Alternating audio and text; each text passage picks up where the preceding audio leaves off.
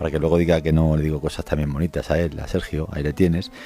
Pues se han ido a recabar opiniones y vamos a escuchar alguna de esas opiniones y luego opinamos sobre la opinión. ¿Has oído hablar de los testigos de Jehová? Un poco. ¿Y sabes algo de ellos? ¿Qué me contarías de ellos? No mucho, no sé mucho sobre ellos.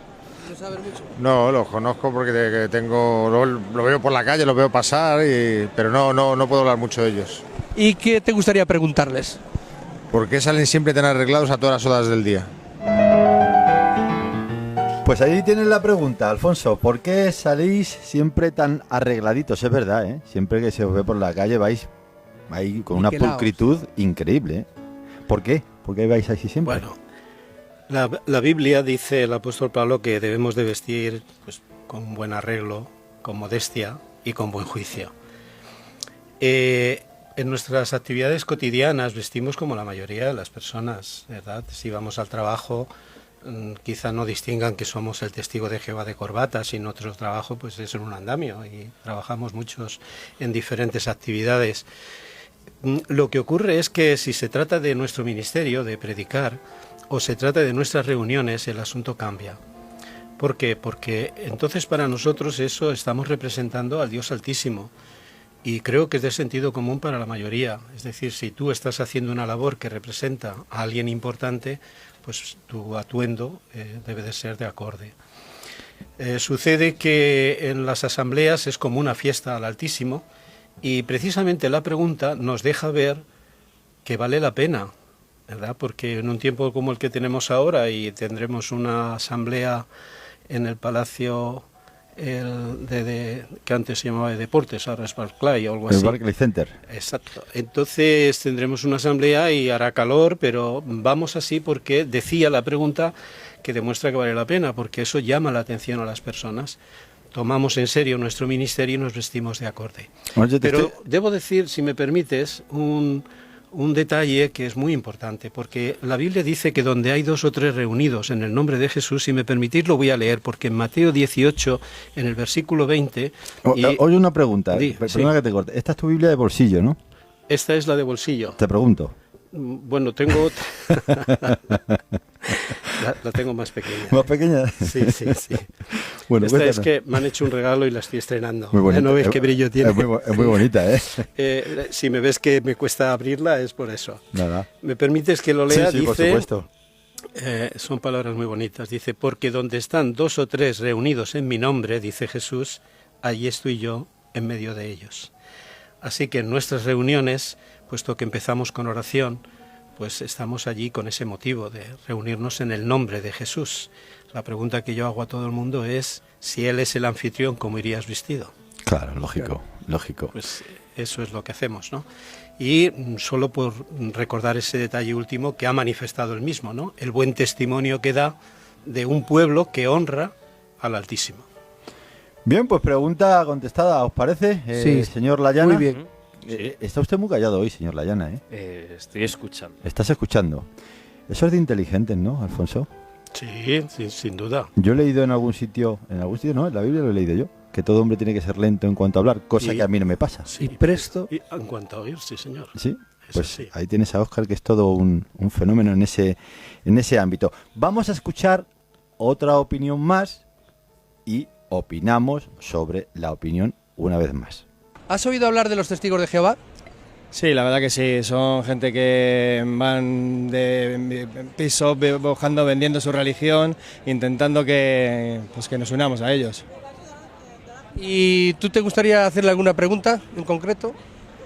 Pues yo en principio lo que no entiendo de los testigos de Jehová es que el que sean contrarios a donar sangre a sus propios hijos cuando son enfermedades graves. No entiendo por qué esa razón. Yo creo que por encima de todo está la vida, y más cuando sale sangre de tu sangre.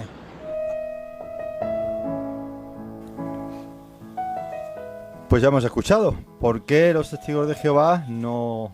el tema de la sangre, ¿por qué no donan sangre? Bueno, pues la respuesta es bastante sencilla y directa, porque es un mandamiento de Dios. O sea, tenemos que decir que abstenerse de la sangre es como decir que nos abstengamos de asesinar o de robar o de cometer fornicación. Es decir, es un mandamiento más. Pero si me permiten, y para los oyentes les gustará saber, que da la impresión de que esto de la sangre lo han traído los testigos de Jehová. Es decir, es que no hay otro colectivo que respete este asunto. Y parece que lo hemos inventado nosotros. Pero es un mandamiento que es muy largo en el tiempo, se sostiene, y toda la Biblia está llena de este sostenimiento del respeto por la ley. Si me permitís, os voy a decir lo siguiente. Por ejemplo, hace 4.300 años, es decir, inmediatamente después del diluvio, entonces Dios le dijo a Noé, que hasta entonces solo comía vegetales, le amplió la dieta, le dijo, desde ahora en adelante puedes comer animales, todos te los doy, animales. Pero como es un tema tan controvertido, si me permitís lo leemos, ¿eh? Entonces en el Génesis, claro, si hablamos de Noé, tenemos que buscar en Génesis capítulo 9 y también recomiendo, si se me permite a la audiencia, pues tomar nota para luego poderlo ver o tener una Biblia delante, porque van a disfrutar mucho de ver lo que es. ¿Génesis qué capítulo has dicho? 9, y vamos a leer los versículos 3 y 4. 9, 3 y 4. Dice, estoy recogiendo el mandato que le da Dios a Noé, dice, y Dios pasó a bendecir a Noé, y entre las cosas que le dice, todo animal viviente que está vivo puede servirles de alimento, como en el caso de la vegetación verde, de veras, le doy todo a ustedes. Solo carne, con su alma, su sangre, no deben comer. Así que el mandato está claro. Podemos comer carne, pero no su alma, la sangre. ¿Por qué dice Dios aquí alma? Porque Dios relaciona la sangre con la vida. Es el sustento de nuestra vida. Y el ser humano debe considerar la vida sagrada. ¿Y dónde ha puesto Dios esa vida? En la sangre. De modo que con 4.300 años antes de estar nosotros aquí, pues ya se dio ese mandato. Permítaseme decir que este mandamiento obliga a toda la humanidad, no a los creyentes. ¿Por qué? Porque todos descendemos de Noé. Ah, claro. Él es el padre de la humanidad después de Adán. O sea, en el diluvio, pues era el cabeza de familia y sus 3 hijos. Así esas 8 almas, pues salen de Noé. Y ahora a Noé se le dice y a su descendencia que pueden comer carne, pero no pueden comer su sangre, no pueden. ¿Qué ocurre ahora cuando después de casi 800 años Dios saca de Egipto a Israel? Y como sabéis, formó una nación con Israel, los llevó allí a la llanura del Sinaí y les dio leyes, ¿no? Los famosos 10 mandamientos, entre otras. Pues si queréis buscamos aquí en Levítico y leemos lo que se dijo. Claro, ahora mismo tendríamos que ver qué es lo que hacen con esta ley. Perdona, Alfonso, ¿cuántos años has dicho después, más o menos, de lo de Noé? 800 años, 800 años. Ya, Levítico. Levítico, capítulo 17. Sí. Y el versículo que vamos a leer es el 16. Bueno, mejor solo el 10. 17, 10. 17, 10. Vale. Bueno, recordamos esto, ya tenemos este mandamiento dado. Ahora lo que hace a los israelitas es, ¿qué va a hacer con esta ley? ¿Solo era para Noé? Y entonces dice, en cuanto a cualquier hombre de la casa de Israel o algún residente forastero que esté residiendo como forastero en medio de ustedes, que coma cualquier clase de sangre, ciertamente fijaré mi rostro contra el alma que esté comiendo la sangre, y verdaderamente la cortaré de entre su pueblo. Es un mandamiento duro, ¿eh? Sí. ¿La cortaré qué significa? Bueno, cortarle la vida. O sea que... la ley contenía estos preceptos para proteger al pueblo recién formado. Dios, los que conocen la Biblia, saben que formó un muro alrededor de Israel hasta que viniera el Mesías. Y claro, lo blindó respecto de las culturas que les rodeaban, ¿no? Que eran muy variadas y que hacían verdaderas barbaridades, hasta sacrificar a hijos, etcétera. Entonces la ley tenía que ser, pues bueno, como Dios la dispone aquí. La cuestión es que ahora, si pasan 15 siglos, estamos hablando aquí de 1513, antes de la era común, ahora nos vamos al primer siglo, han pasado 15 siglos y se encuentra la congregación cristiana. Y ahora la congregación cristiana tiene que discernir si lo que era para los israelitas, en su tiempo judíos, estaban los judíos, ¿qué tenían que hacer los cristianos? Pues si vamos a Hechos de Apóstoles, esta cuestión la ventilan los apóstoles, entre ellos, por cierto, estaba el apóstol Pedro.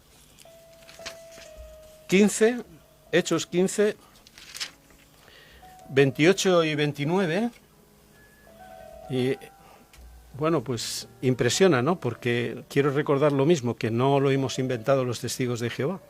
Dice aquí: porque al Espíritu Santo y a nosotros mismos nos ha parecido bien no añadirle ninguna otra carga salvo estas cosas necesarias, que sigan, absteniéndose de las cosas sacrificadas a ídolos y de sangre, y de cosas estranguladas, porque tiene la sangre dentro, y de fornicación. Si se guardan cuidadosamente de estas cosas, prosperarán. Buena salud a ustedes.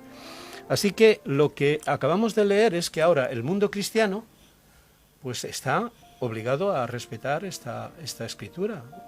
Y es chocante, porque voy a hacer un supuesto que va a impresionar mucho. Imaginemos que en un templo de la cristiandad se lee esta porción de la escritura. Sube un seglar allí delante del altar, puede ser un hombre, una mujer, y se pone a leer allí en un atril, y entonces lee esto que hemos leído, que hay que abstenerse de la sangre. Y ahora, cuando termina la lectura, voy a decir algo que os es familiar de oídas por lo menos. Cuando termina la lectura dice palabra de Dios. Ha terminado la lectura y dice palabra de Dios. Y la entera asamblea contesta, al unísono dice, te alabamos, Señor. Vamos, Señor.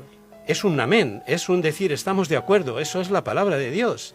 Y yo me pregunto, si acaba de leer absténganse de la sangre, ¿cómo puede decir el colectivo y quien lo lee palabra de Dios? Bueno, si es palabra de Dios, esto era un poco, evocamos ahora lo que Dios exige y lo que nosotros estamos dispuestos a hacer. Si es palabra de Dios, tenemos que obedecerlo. ¿Qué es lo que hacen los testigos? Simplemente obedecer, no hay mayor carga. Sí. Ahí se ve que hay movimiento. Sí, adelante. Adelante, no, yo digo porque, vamos a ver, yo he estado en la calle y entonces la gente realmente lo que no quiere oír es lo que hemos oído ahora, aunque sea toda la verdad. Si no quiere, lo típico es, ¿por qué dejar morir un hijo? Por eso. Entonces, y usted, claro, lo ha explicado bien y decir que es un mandato, una ley que tenemos que cumplir, pero eso la calle no lo entiende. Muy bien. Yo diría lo siguiente. Yo creo que él se merece que... Sí. Porque ha puesto el dedo ahí muy bien, me parece muy bien. Efectivamente, pero estamos en la disyuntiva de obedecer a Dios o no. Nunca olvidemos que si estamos pensando en obedecer o no a Dios, estamos hablando de vida para nosotros y nuestros hijos. Desobedecer significa perder la vida. Quizá no en ese momento, pero no estamos haciendo la voluntad de Dios. Vaya eso por delante. Pero los testigos de Jehová no son personas que dejan morir a sus hijos. Nada más lejos. Voy a ilustrarlo. Si tenemos un problema con el tema de la sangre, precisamente es porque vamos a los médicos. Porque si fuéramos fanáticos que nos quedamos en casa y actuamos de aquella manera, que nosotros mismos reconocemos que es... No. Nosotros vamos a buscar el mejor tratamiento para nuestros hijos. ¿Y entonces qué hacemos? Pues nada, forzar a los médicos pues a que, aprovechando la condición de los testigos de Jehová, pues desarrollen nuevas técnicas. Y tenemos que decir que ahora se hace todo tipo de cirugía, y los grandes doctores en todo el mundo reconocen que en esto han tenido una labor muy importante los testigos de Jehová. Por ejemplo, los valores del hematócrito, ¿es hematócrito o hematocrito en español?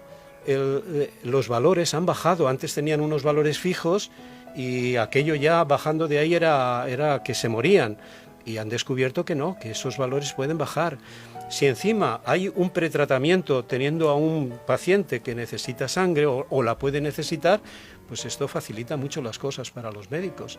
Y luego hay aparatos y técnicas que alivian el tener que usar sangre.